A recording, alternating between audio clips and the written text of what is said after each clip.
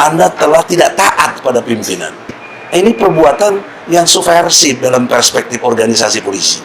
Gak benar gitu loh. Kok melawan pimpinan? Pimpinan sudah bikin RJ, kalian main tangkap saja.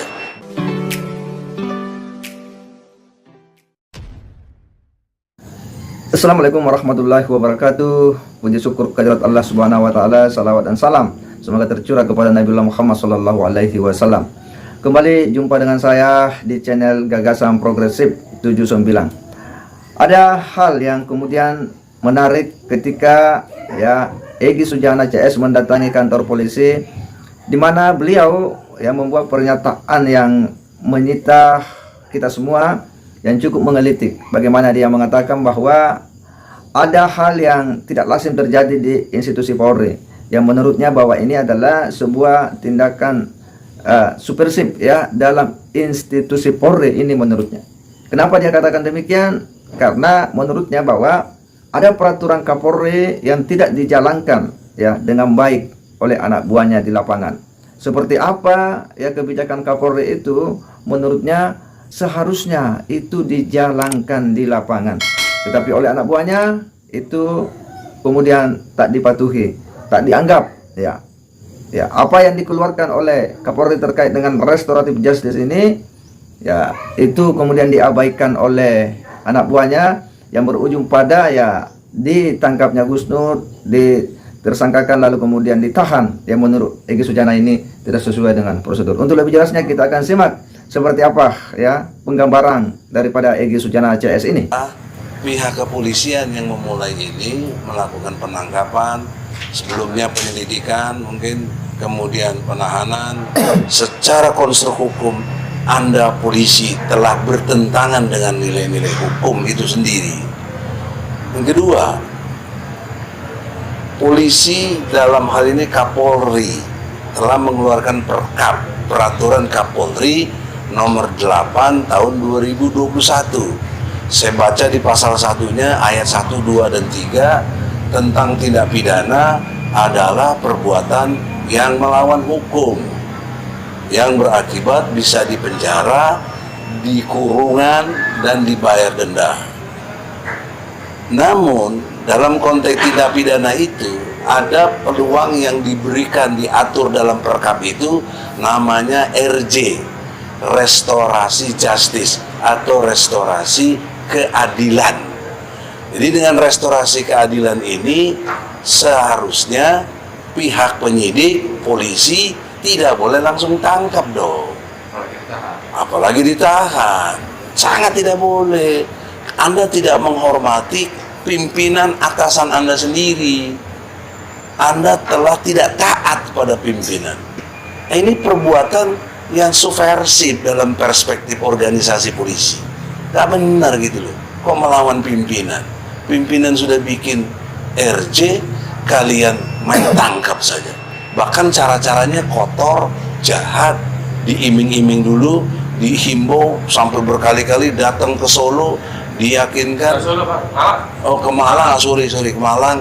Itu konteksnya untuk meyakinkan tidak ditahan. Akhirnya kita berdebat dengan Gus Nur, kita meyakininya jangan percaya sama polisi, saya bilang juga begitu, Ahmad juga bilang. Tapi kenyataannya Gus Nur punya sangka baik karena dia ulama, oke lah, kita ikuti. Akhirnya ternyata benar sampai di sini, langsung ditahan, ditangkap dulu, ditahan, dan langsung dijadiin tersangka. Yang semua itu ada aturannya di KUHAP, dilanggar semua KUHAP itu. Nah, jadi jelas di sini indikasinya sudah amat terang benderang bahwa pihak kepolisian satu mengkriminalisasi Al-Quran, Ali Imran ayat 61. Kedua, prosedur hukum tidak ditempuh dengan baik seperti yang diatur dalam KUHAP. Yang ketiganya, polisi telah mengiming-iming dan menjanji-janji palsu, hoak justru. Kenapa langsung ditangkap dan ditahan? Nah, ini kesalahan serius, dan ini akan berakibat kalau dibawa ke kejaksaan. Dalam kesempatan ini saya menghimbau, tegakkanlah RJ, restorasi justice itu. Kapolri, kita udah tulisin surat, lakukan itu. Sangat jelas apa yang disampaikan oleh Egy Sujana CS ini terkait dengan ya apa yang telah dikeluarkan oleh Kapolri, bahwa Kapolri punya perkap ya, peraturan Kapolri terkait dengan ya tindak pidana ya, yang mana menurutnya bahwa tindak pidana itu bisa diancam dengan hukuman penjara ya, kemudian kurungan, bahkan denda ya.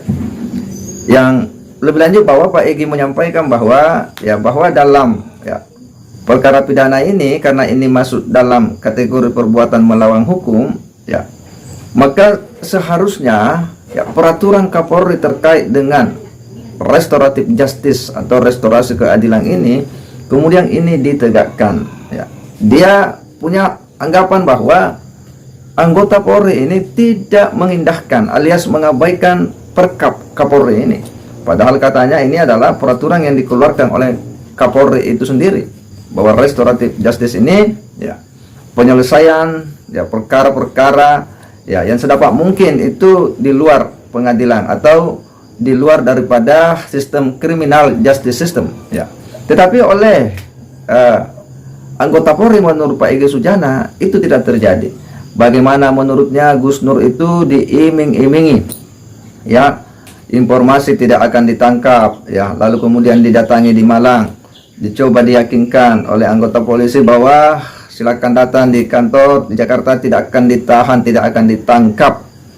Tetapi menurutnya ya, karena ya yang dilakukan oleh polisi itu hanya mencoba meyakinkan, akhirnya Gus Nur percaya, lalu kemudian dia ke Jakarta. Setibanya di Jakarta saya langsung ya ditangkap, ditersangkakan, lalu kemudian ditahan. Ini yang menurutnya Pak Egy Sujana kemudian ya anggota polisi ini mengabaikan peraturan Kapolri. Bahkan menurutnya bahwa cara-cara yang ditempuh ini cara-cara yang tidak etis ya, bahkan menurutnya jahat ya, bahkan menurutnya kotor ya, karena diiming-imingi dulu tidak akan ditangkap, lalu pada akhirnya kemudian ditangkap.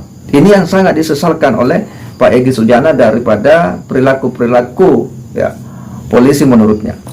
Dan kenapa katanya dari awal Pak Egy Sujana meyakinkan bahwa jangan percaya polisi ya kepada Gus Nur ini ya, tetapi katanya karena Gus Nur ini percaya ya, karena dia ulama ya menurutnya Egy Sujana ya, dia percaya saja katanya, karena ya yang namanya ulama ya seperti itu, akhirnya ditahan.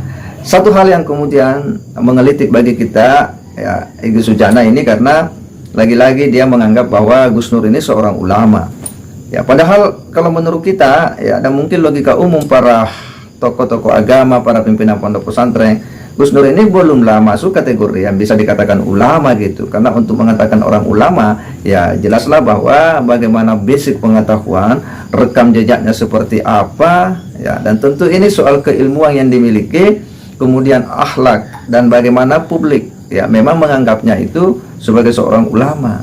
Gus Nur ini menurut kita bukan ulama ya. Kalau dai sih ya bisa dikatakan dai karena memang ya dia sering membawakan ceramah-ceramah ya di berbagai majelis-majelis.